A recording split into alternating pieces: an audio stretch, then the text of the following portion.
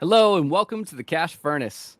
My name's Eric Downs, and with my co-host Paul Kinzierski, we aim to be your go-to source for daily stock and crypto market news.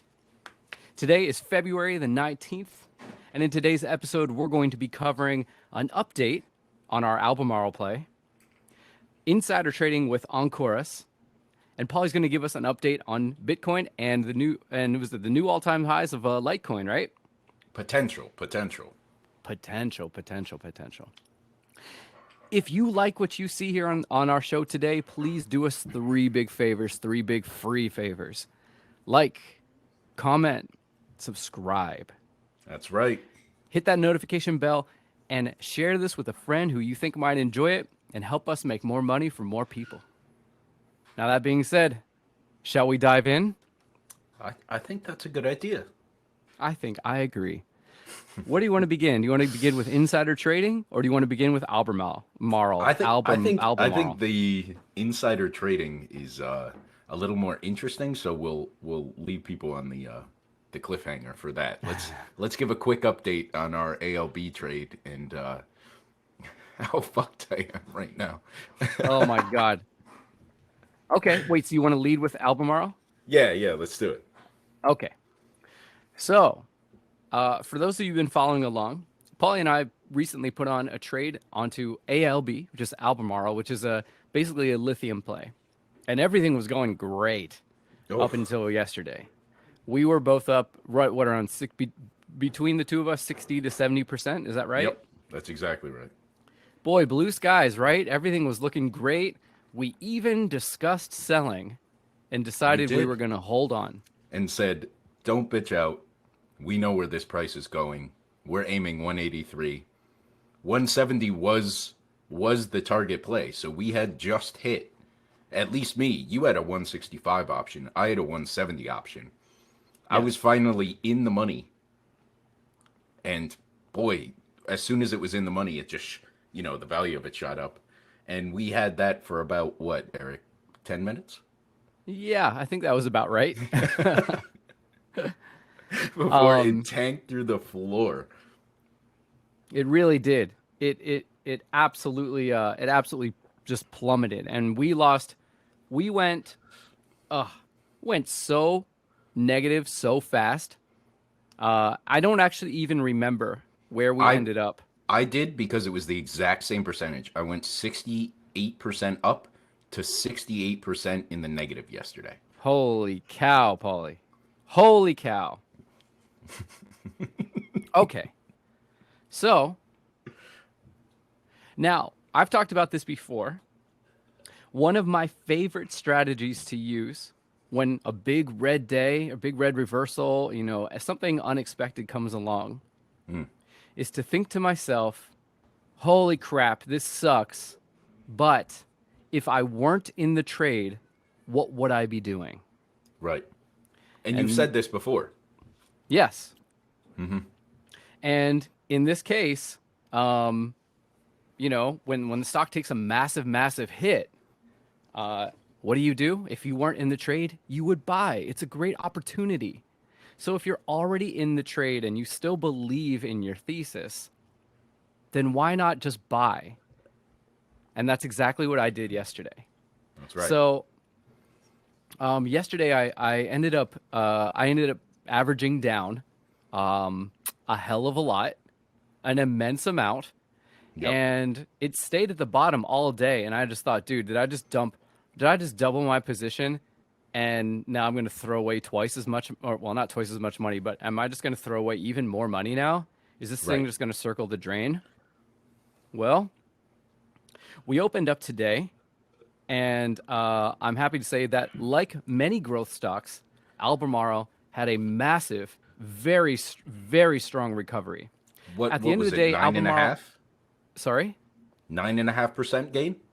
On the day? At the end of the day, 10.4 is what I have here on the chart. Oh, yes. Okay. Huge recovery. Love to see it. You love to see it. And it's at that moment that I was really, really glad that I averaged down.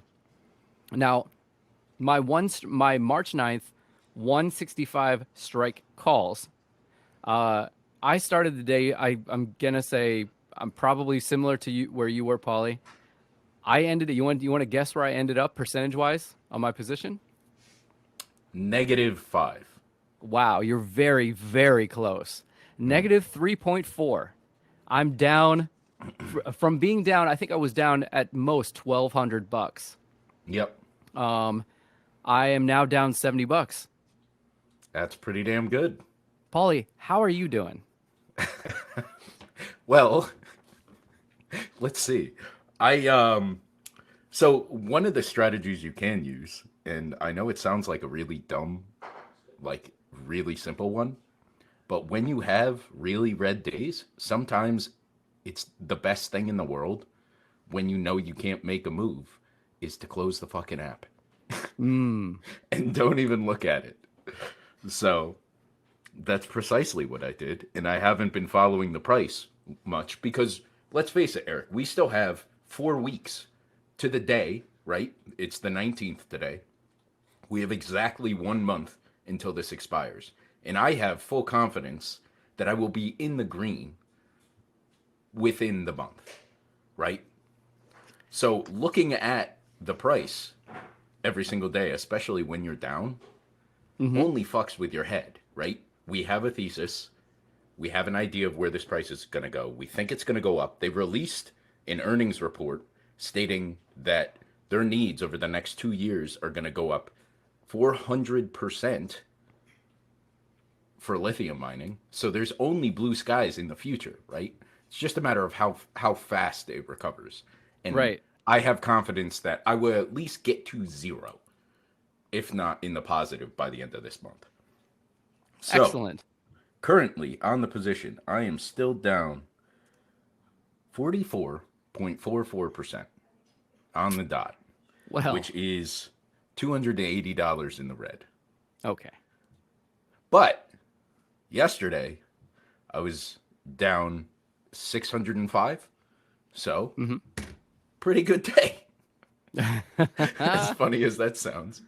I'm with you. I understand the triumph in reducing your loss.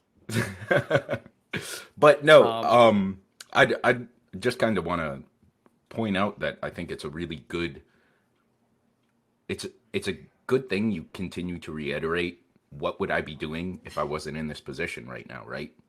And it's also really important to note that this is why you always have cash on the side, right?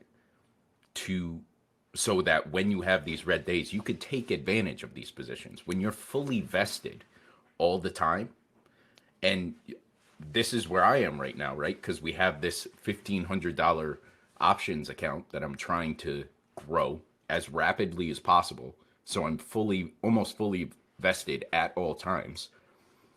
What I would have done is joined you on that call, and I'd be down a very similar percentage, right? But the problem is I had nothing. I had like $30 in cash sitting in my account, and that leaves you locked. And it also makes you start to panic, right? One of the reasons why I closed the app is because I know you're like, okay, if I sell these 3 positions at a pretty hefty loss, but I'll still have the cash, I could then roll into this next play.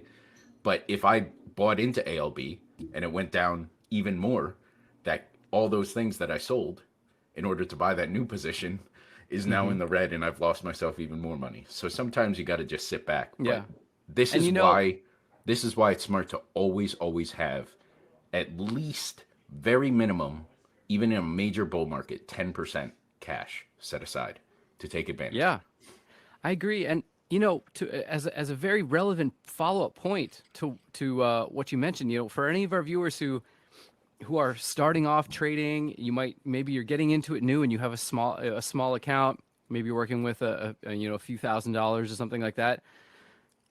What's really important to know is that when this isn't a knock in any way. This is experienced advice that I've suffered from firsthand, is that when you're dealing with an account that is not far from zero. Again, I don't say that in a derogatory way. When you're dealing with a small account, your greatest risk is is being completely knocked out. You know, True. is because if you go all in on a position and you're wrong, if you double down on that position and you're wrong again, it's Right. game over. Right. You don't have any quarters left. You have to leave the arcade. Yep. And that's what you don't want. So it's better to, it's better to play small positions, or at least really safe positions, high conviction positions that you are willing to, that, how do I say? Yeah, that you have high conviction that are going to win. And you may not have to win much. Remember, like we've said before, your goal is not to make tons of dollars. Your goal is to make a ton of percent. Because only the percent will tell you if you made a good trade. The dollars Right. don't tell you shit, honestly. And it's The dollars it's hard though, because in the beginning, right, you see, I made $20, $30 here, right? It feels so slow. Yep. But you got to realize you're building the foundation here of the house that you plan to have in the future. You got to Yeah. do it right, and you have to have the same principles building the foundation as you will the rest of the house, or the house will fall over. It's right? true. Doesn't matter where you falter in that process. You have to have the same standards all the way till Yeah. it's done. And these principles of position allocation and things like that, these apply no matter if you have $100 or $100 million in your account. Right. The Yep. big boys do this too. They have to, especially when you're working with that much money. So, and to your point, Paul, if you started with $1,500, and okay, I'm willing to allocate 20% of this to one play, for example, right? So that's $300, okay? And if you make a few great plays and you grow your account to $2,000, guess what? Now you can make a $600 play.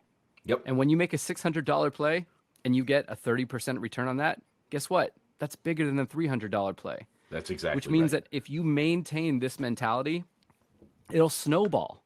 Yep. And that's what you really want, the snowball effect. So anyway, Agreed. we're going to keep you updated on our Albemarle play. And hopefully we both end up green. At this point, I think it's in this point, to be honest, I think it's a question of who ends up greener at this point.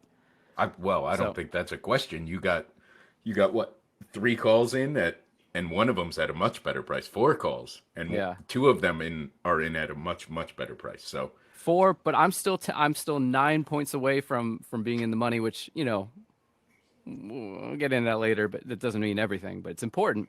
right. The risk that you run is that your theta is currently higher, your delta was is about to currently say. lower. So you still Yep. need a bigger move right now than I do. But That's true. I think you'll be okay too. So, let's get on to the next thing, because off air, Eric mentioned to me a very unique little set of things yesterday that he saw. He was kind of connecting the dots, and this happened to be with the ticker ONCR, right? Yep. And you notice that I believe it was the executives of that company were buying millions and millions of dollars worth of the shares. Yep. And it was just over a span of what, 1 week, 2 weeks? Oh yeah. Yeah. It was all in a Yeah. very short period of time. Yeah. So so- you said this is really interesting. You think we should be getting in because obviously they have some knowledge of, right? Right. And what happened? What did we see today?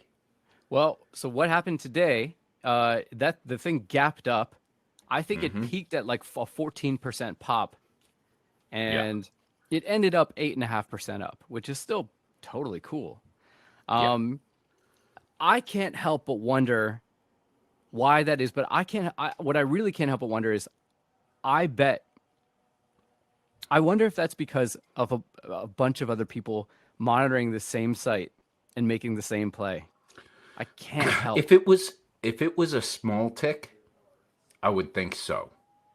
But a 14% bump, what's its market cap? That's a good What's it question. currently trading at? Market cap is 449 million, and it's currently Okay, trading. so actually that's a pretty small market cap. You could Yeah. be right. Yeah. So someone else could have seen that. I mean, look, I didn't toss in much because this is something that I'm only just started to dabble in right now. And so I don't have high conviction on this stuff necessarily. So I only tossed in a bit. Um, man, who knows though? There are people out there who trade, for whom this is their main trading strategy. Right. I see them; they're everywhere, and it's not a bad strategy. We do it No. too, right? Yep. Follow the big boys, follow the whales. They'll lead That's you to exactly right. they'll lead you to the chum. They'll lead you Mm-hmm. to dinner. They know where it is. They have better resources. They can see further. They can smell better. Everything. It's not a guarantee, but your likelihood is your likelihood is higher Right. of making good trade stuff. You've just kind of wiped away a little bit of the cloudiness, and you got to Right. see just a peek into the other side. Right. Right. Yeah. Now, what's interesting, Paulie, you want to go a little bit further? I was checking the site again today, and some huge purchases came in on let's see here, on Talis Biomedical Corporation. Ticker is TLIS. Three of them, or no, I'm sorry, a whole 1, 2, 3, 4, 5, 6, 7, 8 buys came in today for a total of about $106 million. Now let's see here. What kind of market cap are we dealing with? Now, here's the thing. I'm new to this, and from what I've read, you can check their SEC filing, and you can basically determine, like, if there's an appropriate reason, like this officer was was a scheduled this whatever this. Look, I'll be perfectly honest with you. I don't even know all of the different circumstances under which an executive necessarily gets or might purchase shares. Mm-hmm. But the advice that I've learned is that when you check the SEC filing, and there isn't any sort of standard or regulated reason, or potentially no reason at all listed for a purchase or a grant of shares or warrants, that can be a good sign that that executive has personal information and personal conviction rather than just Right. like an operating agreement, Right. bestowing shares upon them. Now, TLIS is a pretty new IPO. In fact, I think it's it's a week old. So this very much may be just like, hey, this company's new, and it IPO'd, and now that it IPO'd, our directors and everybody get their shares. Yeah. So by no means should you trade on this. I'm still trying to navigate these waters myself, but it's a very, very, very fascinating resource. If nothing else, the fact that as a regular citizen, you and I have access to all, and I mean all, of like the major trades, especially insider trades, because they have to legally be reported to the SEC. So cool website. If nothing else, it's cool to see how much money these freaking whales move around at a time. Absolutely. So I'd say that about covers that. Now, Paulie. It's very cool. Now, Paulie. Some major things happened in the crypto space today, didn't they? Yep. I Would you feel like to like fill I'm us saying in? this every day of late, but it's I a know. good thing. Bitcoin is yet again at another all-time high, sitting right around 56,000. However, this has mainly been, so we've covered this before, how when it rises like this, everybody always goes and looks for a reason, right? Why has this happened? What is the news? And a lot of times it's just, this is how Bitcoin works, right? The price just absolutely goes astronomical. However, in this case, I don't think that's the real reasoning. And one of the reasons being is that the Canadian ETF is getting massive volume right now. And I quote from this exchange, the buying, hold on. The buy side pressure on our Bitcoin ETF is insatiable right now. They've Wow. had such a high flood of money, they literally can barely control the amount of people that are pressing the buy button when it comes to getting more of this ETF into Bitcoin. And that has been the sole driver of the past couple days with this crazy pump that we've seen yet again. And 56,000, though it's sitting at 56 right now, that was a very key level, a very key Fibonacci breakthrough. So the fact that it broke through so easily, it didn't touch and retouch and retouch like we've seen a million times, forming an ascending triangle. It was nothing like that. It just broke right through. Wow. And now it's kind of hovering right around that level. That shows pretty much exactly what they're saying. There is extreme buyers on this side of Bitcoin that want in before what people think are going to be an inevitable now 100K, 150K, which Dude. is, dude, imagine saying that just in November of last year. My Saying people in 4 months people are going to think it's inevitable that Bitcoin's going to hit 150K by end of year 2021. I mean, the velocity with which we're approaching that number is Yeah, simply incomprehensible to me. Like agreed. like you said, you basically been saying this every day. Like there is no stock on the effing stock market that moves like this. This is a Maybe Tesla for a bit for a bit, approached it. Yeah. yes. Yep. But And my that's God, it. Paulie, like this thing is absolutely blazing. And Yep. I want to ask what I hope is a responsible question. Hmm. And that is, you know, again, you and I are agreed that this is not 2017 over and over again. No. We that's very clear in our minds, and I'm happy to have that realization.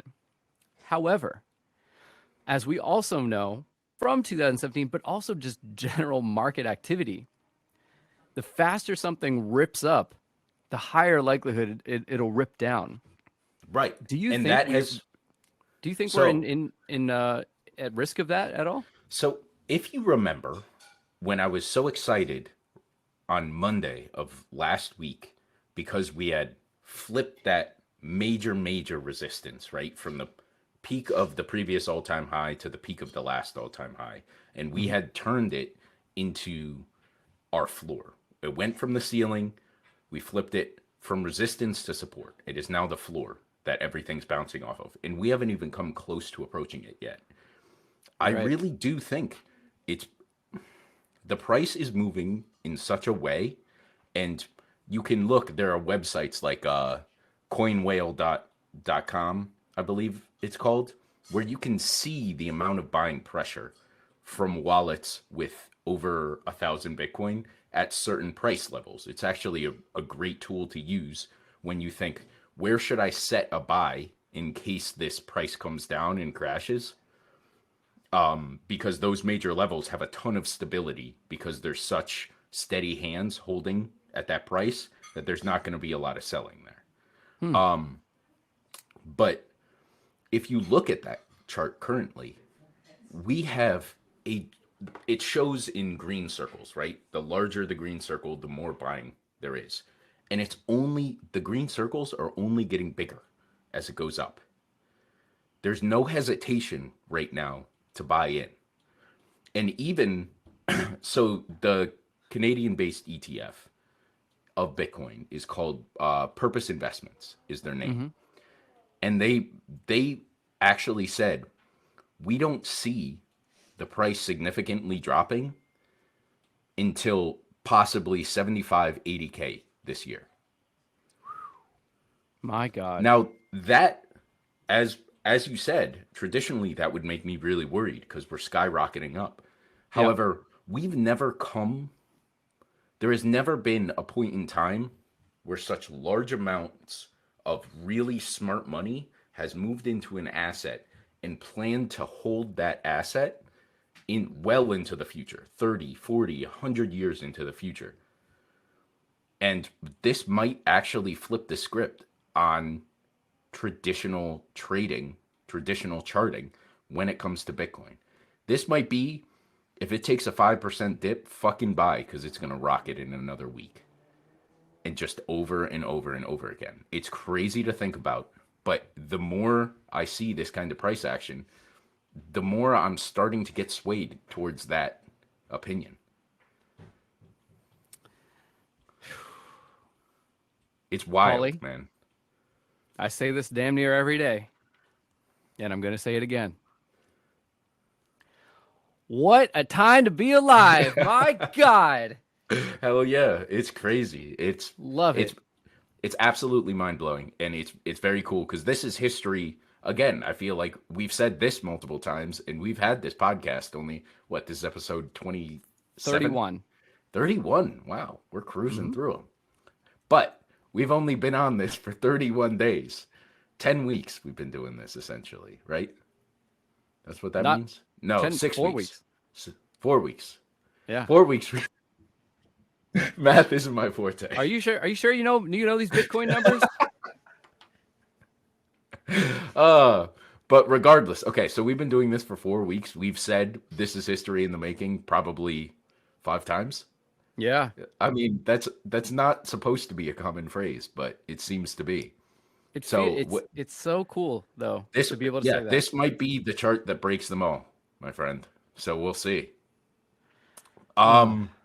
In other news, Ethereum is still fucking stuck under that 2000 level. It's driving me crazy. I have so much riding on Ethereum. I'm just waiting. I'm like poking it with a stick, like fucking do something here. Come on. But I wanted to bring the viewers' attention to Litecoin, actually, because that's Okay. the other major altcoin that's one of the big three, right? You always think, if you start to learn about crypto, you think Bitcoin, Ethereum, Litecoin. And then you could you start dabbling in the slightly larger alternative coins that are out there. But those are the big three. Now, the Litecoin Bitcoin chart has been looking very strong, which means relative to Bitcoin's price, how is Litecoin performing essentially? How is its value going up versus how fast Bitcoin is going up? And for a while, it was lagging far behind. So that means your dollars would have been better held in Bitcoin than they would have been held in Litecoin in order to make the most amount of money during that time. But right around 2 weeks ago, Litecoin started looking really good, and we broke out of a really heavy downtrending resistance. And I switched a bit of funds around because it really did look extremely promising. And we've gone up significantly since. It was about 175, 180 right around that time. And we are currently trading, I want to say 236, right around the 236 level now. So it's made quite a bit. What's that? I'm not even going to go into percentages to make a fool of myself again on this. Me neither. On this chat. But it's gone up a significant percent in the past 2 weeks. And here's the coolest part. So we saw Bitcoin break that all-time high. Then about 4 months later, or 3 months later, we saw Ethereum break its all-time high, right? Now whose turn is it? Litecoin. Litecoin's previous all-time high was about $488, I think, in some change. Right now, at 236, this is a very good value buy for this crazy bull market that's coming through. Because it's almost inevitable that this will break that 488 mark, and that's, over a 2x return on your money at that point. If you want a 2x return on Bitcoin, you're going to be waiting a while. It's going to have to be at $112,000, right? I think Litecoin's going to come much faster. Not to mention, you have to add in the psychology of the price of each one of these things. A lot of people, they see a Bitcoin, they say, okay, it's $56,000 for one of these. Why would I buy segments of this when I could buy 5 Ethereum, or I can buy a ton of Litecoin, right? And then I have this big amount, which sounds dumb to someone like you and I, because you're trading like you said, not off dollars made, but off percentages made, right? But people see, oh, I get more of this. They think of it almost like a sale in the I grocery know. store, right? I get more of this for my money, so I'm going to put my money here. And the fact that Litecoin's only $200, $230 right now is very enticing to new people in the market. So I will be anxiously awaiting its break of all-time high, and I do think it's going to come soon because when Litecoin shoots, it rockets. It always has. It makes very sharp spikes really quickly and then comes back down relatively quickly as well. Not quite as fast as the altcoins, but that's due to its smaller market cap as well. So a lot less money will have a lot larger move on an asset like that. So that is my my newest heavy long. Wow. Okay, folks, you heard it here first. Paulie says buy Litecoin. Buy says- Litecoin. He says you're probably if you buy Litecoin. Sell the house. Sell the house. Go. We're switching to Litecoin, honey. Yep. Oh God. Not financial advice. Never financial advice. Only financial entertainment. Oh, that's right. All right. With it, you got anything else today? No, I think that's it. Another jam-packed, content-rich, high-quality podcast brought to you by the Cash Furnace. Folks, if you enjoyed what you've seen today, I'm going to remind you again, as we do every day, twice, just like a broken clock. Help us out. 3 free ways. Like, comment, and subscribe. It costs you nothing. Click the button. It's 3 buttons. Just click them. Click it. Helps us out. Helps. We need the help. Hit that notifications bell. You know when we're going to be on, and share this with a friend. Help us make more money for more people. More people. With Let's that do being it. said, Paulie, you want to send them off? Yes, sir. Cash Furnace out. Thank you for watching.